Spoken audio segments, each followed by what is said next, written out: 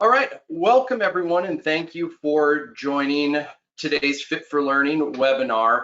As financial educators, we all have had the opportunity to work with thousands of individuals, and throughout those different engagements and all of those interactions, there's definitely certain topics that a lot of people tend to have a lot of questions about. And so for today, we're going to be talking about one of those topics, which is investing and saving for retirement. And we're going to walk you through some of the different terminology that's out there, but also help you to kind of look at what some of your options are as you're going through this process of investing for your retirement, planning for that retirement as well. And my name is Kyle Bingham. I'm the Managing Director for Financial Fitness for Life. Joining me today are four of our awesome education consultants. We've got Christine Nakunin here, Kenji Noguchi, Josh Zeb, and John Poole. And they are all going to jump in today and help us as we answer some of the most frequently asked questions that we get as it pertains to all of this retirement planning. Here's a look at today's agenda. The first thing that we want to do is kind of all get on the same page. Let's put together our foundation. Let's build that foundation. We're going to look at some of the basics behind retirement plans. Then we're going to move into what do you have to do when you're saving your money? What does that look like? What are the contribution types, and what are some of those considerations? Third, we'll move into talking a little bit about selecting the right investments and investment strategy.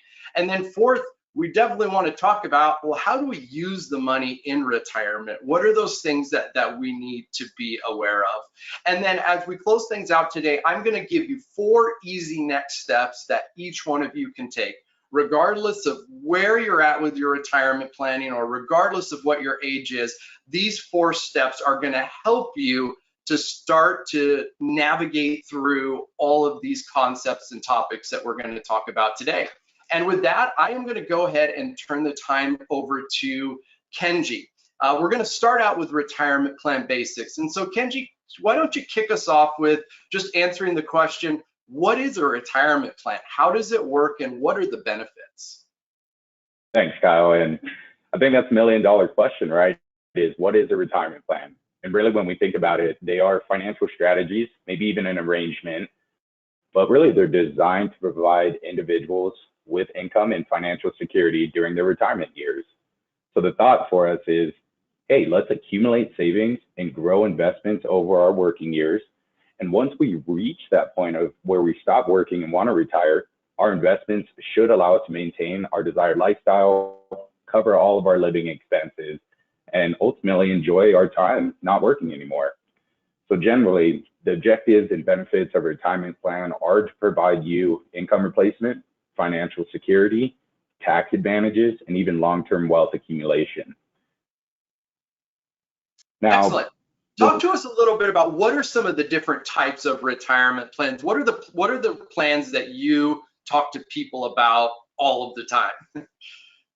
That's a good question. So let me take everyone back here to a time when our retirement was provided to you just as an employee, just because you were an employee. So I'm sure many of you might even think of, maybe I had a parent, a grandparent who had what they called or entitlement to a pension. Now, historically, pension plans were the answer. So employers took in factors such as how long you worked for the company, how much have you made with them, and they used a formula to determine your entitlement of how much you should be paid. So the employer in those types of plans were responsible for funding the plan, taking the investment risk, and ensuring that you actually got paid out for it. So we would call this a defined benefit plan. Now, the reason I wanted to mention that is the responsibility has shifted from the employer taking care of your retirement to you as the individual. So what I mean by that is, let's think about it. When we get a new job, we typically don't see pensions anymore, right? What do we usually see? We see enrollments for 401ks, 403bs, 457s, to name just a few of those. And these are what we call defined contribution plans. So these are ultimately, both of them, employer-sponsored plans. And that's what I want everyone to think about, is employer-sponsored plans. So when we think of joining an employer, they'll offer either a defined benefit plan or a defined contribution plan. And both of those fall into that category of employer sponsored. So when we think of the different retirement plans, think about what type of plan your employer is offering you. And outside of the plan, are there any other retirement accounts that we might be able to have, like an individual retirement account, a Roth, or a traditional? Great, thanks, Kenji. And that kind of leads me into the third question here. Can you have more than one retirement plan? And I know you've kind of answered that, but can you go into that in just a little bit more detail? I'd love to. And really the answer is yes. You can have more than one retirement plan. Now, the key is you can have multiple at once, but you cannot exceed that maximum annual contribution limit for all of the plans combined. So again, that for this year, if you're under the age of 50, 22,500. If you're over the age of 50, you have your catch up. So you can put 30,000 in. As long as you don't exceed that maximum limit, you can have multiple 401ks, different companies. If maybe you work a lot and just have different scenarios. So my ask is to keep that in mind and understand what type of plans you have, identify the rules behind them, so then you can maximize those benefits. And think about that too, is if maybe you have old 401k plans, if you are no longer working there, you can't contribute to them. Maybe that's a good opportunity to move them and aggregate, and maybe even think about your spouse and partner as you go through that too. Again, the retirement plan is holistic, but we may have multiple retirement accounts that fit into that plan. So I want everyone to take that away. Okay, excellent. Thank you, Kenji. So hopefully this helps as we're starting to set the stage for everything that we're going to be talking about today. And so what I'd like to do now is I'm going to turn the time over to Josh, and he's going to talk to us a little bit more about when you're saving money, what goes into it? What are the things that you need to be aware of? What are some of the different things that you need to consider? And so, Josh, the first question that I'd like you to walk everybody through is, how much can you contribute to your retirement plan each year? And then the second part of the question, I know it's kind of a tricky one, but how does a person know if they're actually saving enough? Yeah, absolutely. And that first question you mentioned there with the annual limit for a retirement plan, Kenji just mentioned it, of the $22,500 in 2023. If you're over 50, that goes up actually $7,500 to make it $30,000. What's pretty interesting about that is every year, not every year, but every once in a while, that will increase over time. So for 2024, that may even go up from there. We saw an increase of $2,000 from 2022 to 2023. So just bear in mind with that when it comes to saving for money for retirement. With that being said, one thing I always like telling people when it comes to annual savings amount is really identifying what that looks like on a paycheck to paycheck basis. So looking in see how much money is actually taken out per paycheck. And if you're getting paid every week, then times that times 52, or if you're getting paid bi-weekly, then get times that by 26, or twice a month, then times 24. Seeing actually how much money is going into your retirement account is really important. With that being said, I think that's a good segue into that second question is, how do I know if I'm saving enough? And the short answer is there's a lot of different scenarios and variables that coincide if you're saving enough. First off, making sure you know when you started saving. That's a big part of it, is understanding how much time you've had to save money. Secondly, kind of coincides with that is how much time do you have to save, thinking about when your retirement date's going to be. So if you only have 20 years, you got to really think about maybe saving a lot more money if you just started at a later age. Third thing to think about is retirement lifestyle. Everyone's going to have a little bit different idea of what retirement's going to look like. So the amount of money you spend per year will be really important. So the more money you save, the lifestyle can be a little bit more flexible. And then lastly is retirement length. That's something that none of us necessarily know, but we all got to think about saving money to have a 20, 25, maybe even a 30-year retirement on top of that. One thing I haven't heard from a participant so far, and I think everybody else on the call, John, Kenji, and Christine, and Kyle, I've never heard a participant say, man, Josh, I just regretted saving too much money. It tends to be the opposite. Yes, I would second that, Josh. I don't think that I've ever heard those words either.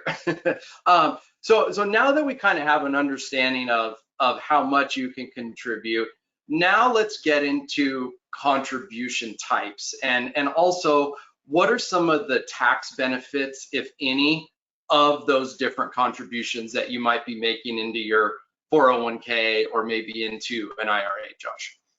Yeah, absolutely. And the two contribution types that I think most of us are aware of is the pre-tax method, which most of you are doing probably inside your employer-sponsored plan or in a traditional IRA, or the after-tax approach where you have maybe a Roth IRA or a Roth 401k where you can put in some after-tax dollars to put away for retirement. And like you said, there is tax benefits to both of these. People who like the pre-tax approach to saving money, they want to have that tax deduction that year that they're saving. Maybe if they're in between maybe two tax brackets, it may be a good idea to have some money deducted and go into that lower tax bracket. Whereas people who want to have that after-tax savings, they want to get the taxes out of the way. They don't want to worry about it down the road. So maybe that's something that they're more interested in doing. Okay, great. And I think the third question is one that comes up quite a bit, but walk us through what's the difference or main differences between your typical 401k and an IRA? And are you able to contribute to both of them or not?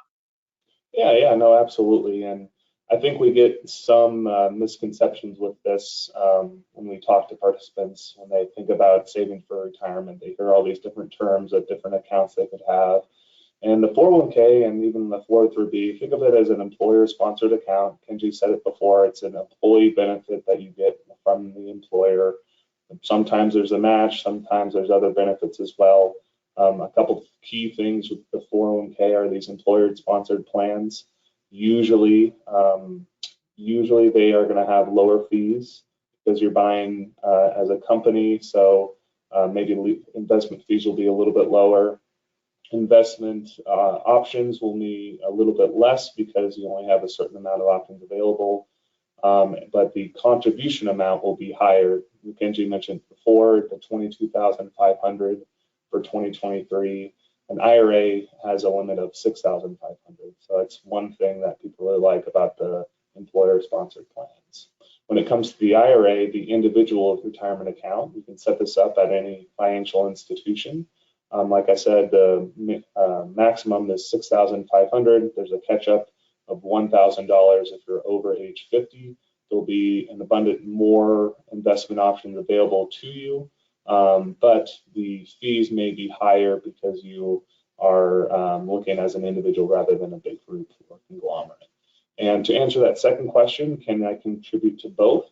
Yes, but there are certain situations where maybe if you're making too much money, you can't contribute to a Roth IRA.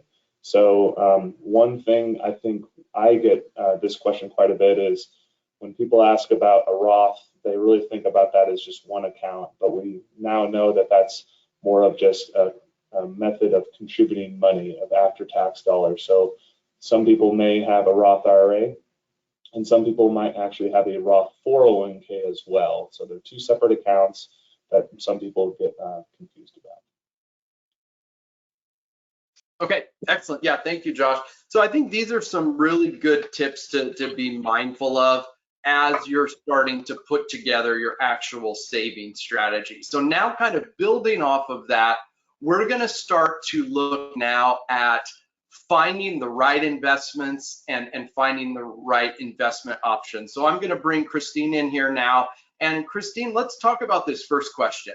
What investment options are available within a person's retirement plan? How does that work? So the specific investment options will depend on your employer's plan. But in general, most employers offer three main types of investments. There are stock investments. Sometimes you'll hear those referred to as equity funds. Half of understanding investments is understanding terminology, so don't let the terminology hang you up. There are bond funds, which you'll hear referred to as fixed income, and then there are money market or sometimes referred to as cash funds.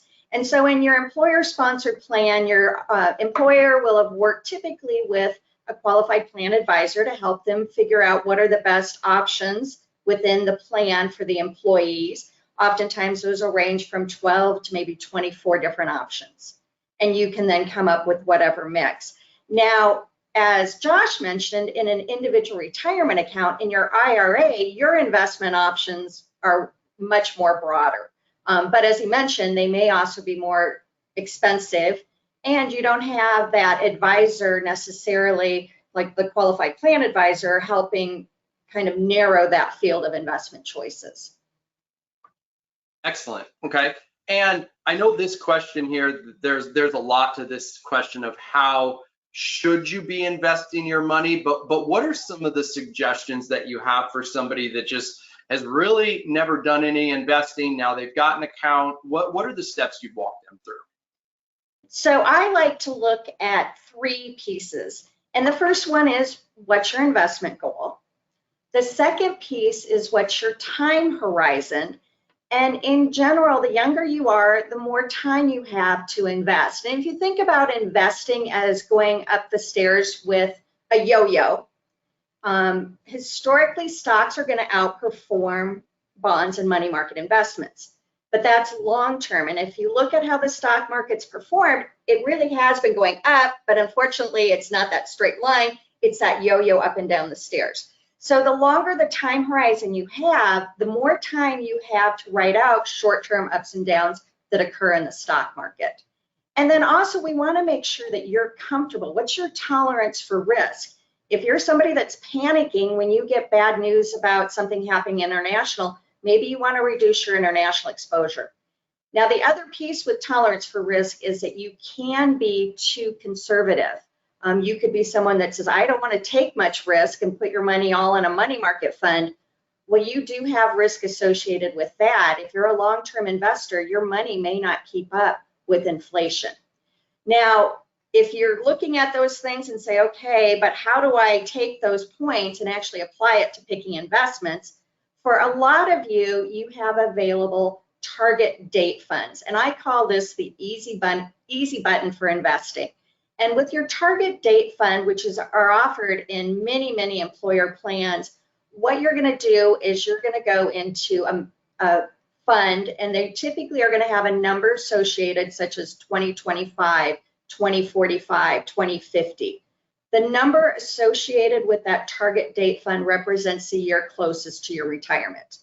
And as I mentioned earlier, when you're younger, you're going to have more stocks. So if your target date fund's 2050, you're going to have a heavier stock exposure than somebody who's in a 2025. So that's an easy way. You just pick one investment, and then the mutual fund, whether it be Vanguard or T. Rowe Price or American Century, whatever fund it is, the investment professionals will come up with that mix of stocks and bonds, and they'll adjust it over time for you. Now, some employer plans will also offer risk-based models, which you will need to adjust as you get closer to retirement. But if you're a real aggressive investor, the investment professionals at those mutual funds will come up with the mix of investments, and you just have to go in to the risk-based fund that you'd like.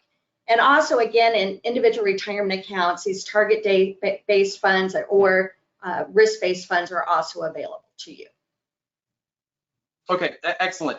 Now talk to us for just a moment, specifically relating to some of these retirement accounts that we've talked about today. How does that money grow? And are you paying taxes while that money is growing? Just really quickly, kind of walk us through how that works and what are the benefits of these retirement accounts and the growth of your investments. So I'm happy to do that. So the first way, the primary way you're going to see your account grow is through either your 401k contributions or your individual retirement account contributions. So it's important that you are regularly contributing. And then in addition to that, the returns on those investments, whether it be dividends or capital gains or investment growth, also impact your account. It is what's called compound earnings. And some people say it's the 8th wonder of the world, because that's where, especially the longer that you have to invest, the more you're going to see your account grow. So take, for example, if you put $1,000 in your account and you earn 10%, I'm keeping the numbers real simple. I'm not saying that every investment will make that kind of return, but over a year, you've made 10%, so you made $100. That $100 goes back into your account, so now you have $1,100. And then if the next year you make 10%, your account is going to continue to grow. So you're compounding on those returns. And that is where you're going to see some real growth in your account. So contributing and then leaving that money so it can compound.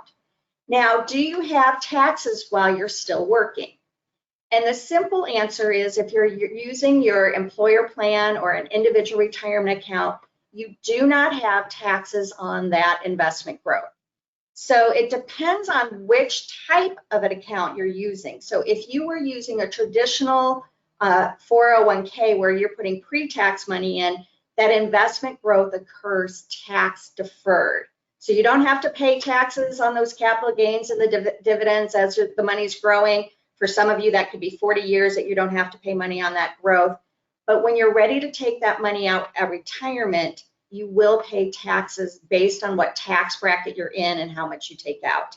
Now, if you elect to put it in a Roth, those dollars are going to grow tax-free as long as you meet some requirements, such as leaving it there for at least 5 years. And so that compound earnings and that investment growth, you will never have to pay taxes on. Okay, great, Christine. Well, thank you for walking through a couple of these questions with us about the investment piece of kind of planning for your retirement and with your retirement accounts. What I'd like to do now, we're going to bring John Poole on, and he's going to walk us through probably the funnest part about our conversation today, which is how do we use the money and what are some of the things that we need to be mindful of. And so, John, this first question, walk us through, when can a person start withdrawing money from their retirement plan, generally speaking?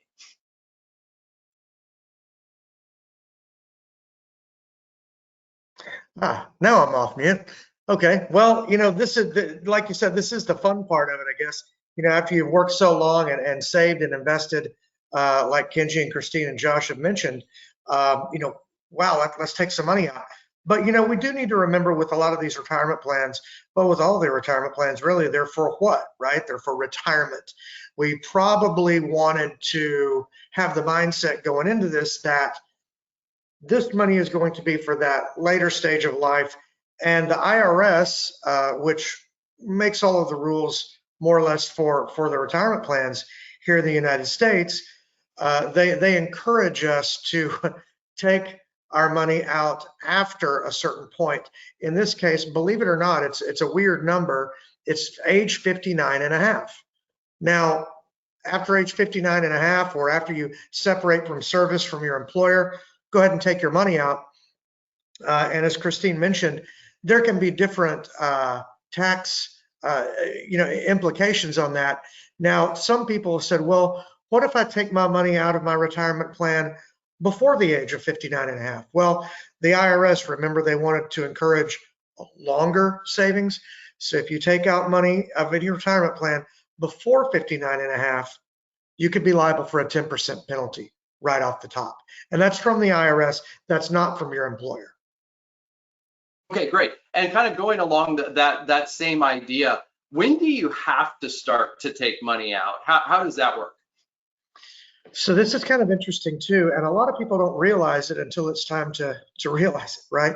And that being said, we have something called the required minimum distribution, or RMD. You'll hear tax professionals, financial advisors talk about RMDs.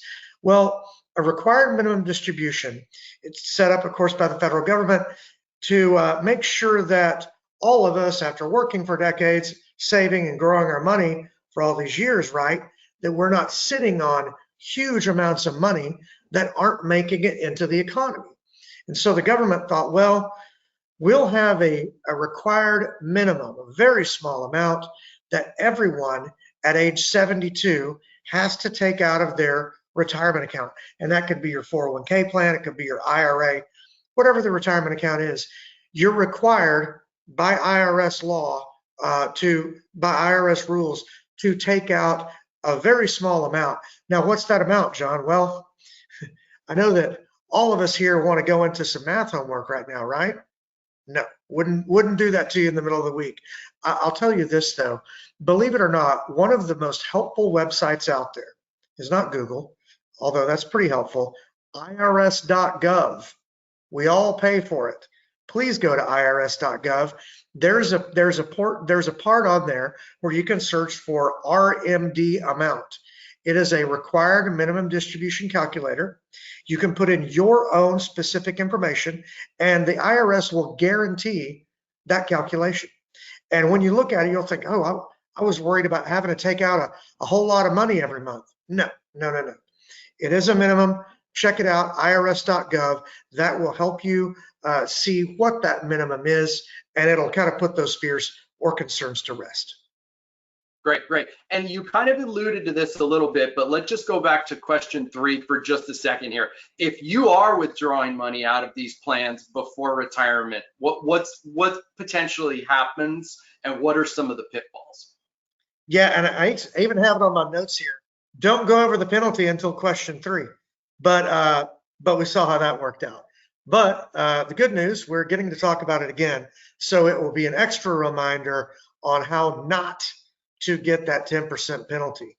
10% penalty, what? Yes, the IRS will assess if you withdraw money out of your IRA, 401k, 403b plan, whatever retirement plan you have, before the age of 59 and a half, you will get a 10% penalty on that amount that you withdrew. But wait, there's more. You may actually have to pay taxes on that amount too. So you could get a penalty. Well, you're going to get a penalty. And you could get taxes on that too. So the way to avoid any sort of early withdrawal penalty sounds simple. I'm not being flippant too much, but it is wait until 59 and a half or after to withdraw your retirement plan money. Let's remember, it is for the long term. Let's get our future selves in a great position by growing the money for as long as we can before we need to responsibly withdraw it. Now, I'm not gonna get us all, I guess speak for everybody here, but I know that Kenji, Christine, Josh, and myself, we're happy to talk to anybody here, about what that withdrawal schedule would look like. Excellent. Yeah. Thank you very much for walking through that, John. So what are some easy next steps that all of you can take? I know that there's a lot of information that came out towards you pretty quickly here. Here are 4 things that I'd want you to jot down. And like John just alluded to, in just a second here, I'll show you how you can get in touch with one of our consultants to sit down and talk through this with them. But first and foremost, just take a full inventory of all of the different retirement plans and retirement accounts that you have. Do you have a 401k from an old employer? Are you married? Does your spouse or partner have retirement accounts that are also going to be part of your own retirement? Make sure that you see all of the pieces and make sure that they are put together. And then that kind of leads into the second step, which is create an actual savings strategy. Okay, so that means if you are eligible for a company match at your employer, you definitely want to make sure that you're getting that full company match. But beyond that, you want to make sure that you are saving enough money to reach the goal that you've set for yourself. And again, that's something that we can help you to see, whether it needs to be 10% or 12% or 14%, but we actually want you to be able to understand where that number is coming from and also be able to weigh some of the pros and cons of the different contribution types that are out there, okay?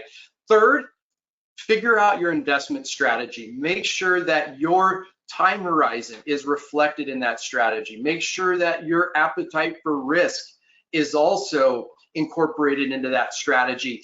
And another really important piece that sometimes people lose sight of is you need to look at all of those accounts. If you're only focusing on one of the retirement accounts in that strategy, and if you're not taking into account those other investment accounts that you might have, quite frankly, it could put you into a bad position. So we have to look holistically at all of the different retirement accounts that you're going to be using to fund your retirement. And then number 4, understand your withdrawal strategy. And this goes for whether you're 25, 45, or 65. Have a basic understanding of how much income your retirement accounts are going to produce, okay?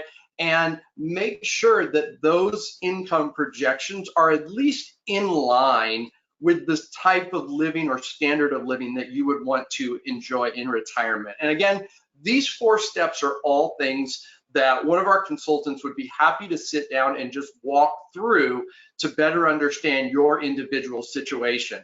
And so I'll leave the QR code up here for just a moment, but if you want to take out your phone, you can scan that with the camera, and then it'll go right to our calendar there. But really, we're here to help you with whatever it is that you may be trying to navigate through. Again, we talked a lot about retirement-related planning and retirement account investing, but if there's other financial wellness or really any other topic that you'd like to hit on, be sure to use us as a resource there as well.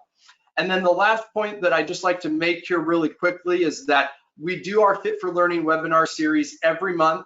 For next month, we're going to be talking about cleaning up my financial house. So we're going to talk about consolidating assets. We're also going to talk about paying down debt. So if you want to get ahead of the curve, you can scan that QR code and get scheduled for next month's meeting. There was a question that came in that was asking about a recorded version of today's webinar. Yes, there will be one. Just keep an eye out for an email from us in the next day or so, and it will give you the information to go back and access what we talked about today. And with that, I just want to thank you all for taking a little bit of time out of your day to be here. We all hope that this was beneficial. Hopefully it gets you thinking about the things you should be focusing on. And if there's anything that we can do, please let us know. Have a wonderful rest of your day. Bye-bye.